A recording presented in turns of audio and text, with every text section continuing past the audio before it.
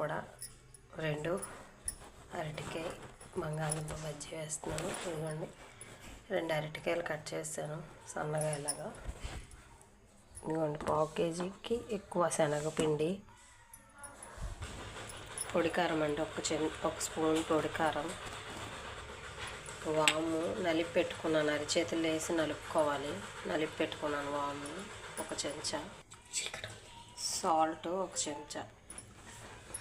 ఇప్పుడు ఇవి శనగపప్పు పిండిలో వేసి కలుపుకుందాం. ఇదిగోండి ఫస్ట్ స్టవ్ ఆన్ చేసుకొని కళాయి పెట్టుకున్నాండి. ఆయిల్ హీట్ ఎక్కాలి కదా, టైం పడుతుంది కదా.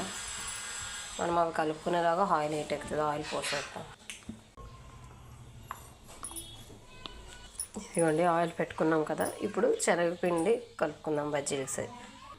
ఇదిగోండి శనగపిండి, ఇందులోని కొద్దిగా పొడి కారం, సరిపడా సాల్ట్, రుచికి సరిపడా వాము,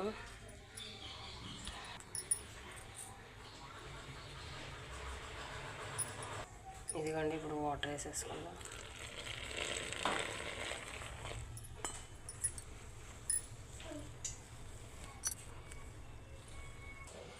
ఇదిగోండి ఇలా కలుపుకోవాలి, ఇంత పలచగా కలుపుకోవాలి, మరి దీనికన్నా పలచగా కలుపుకోకూడదు. ఆయిల్ కూడా హీట్ ఎక్కిపోయింది, బజ్జీలు వేసేద్దాం. ఇదిగోండి ఆయిల్ కూడా హీట్ ఎక్కిపోయింది కదా.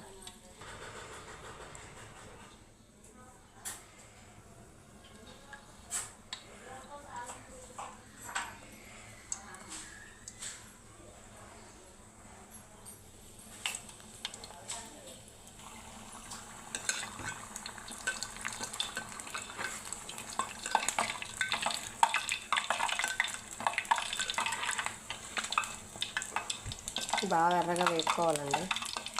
ఇదిగోండి వేగిపోయాయి, ఇవి తీసేద్దాం ఇప్పుడు.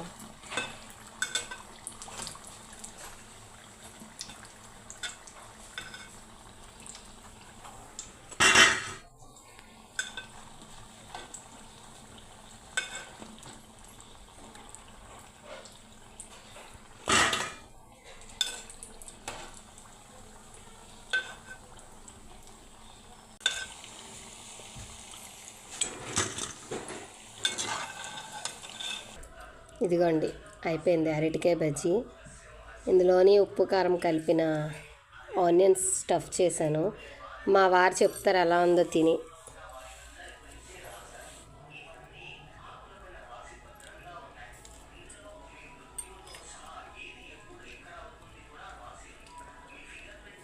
చాలా బాగుంది.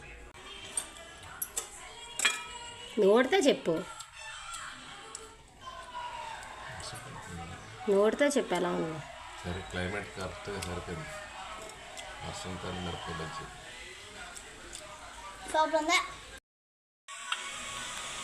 అరటికాయ బజ్జీ, ఈ మిరపకాయ బజ్జీ నా కోసం చేసుకున్నాను.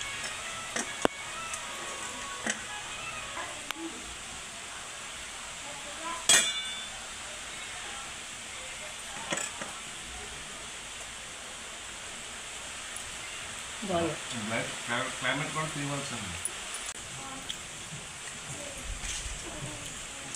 కారం కారంగా మిరపకాయ బజ్జీతో వేడి వేడి చాలా బాగుంటుంది.